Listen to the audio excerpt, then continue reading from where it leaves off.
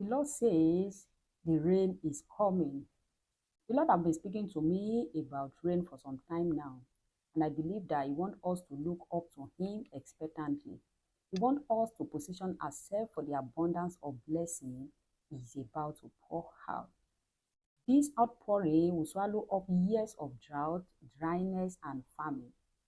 So be on the lookout, get ready, prepare yourself and your household. It will surely rain, says the Lord. The Lord bless you in the name of Jesus.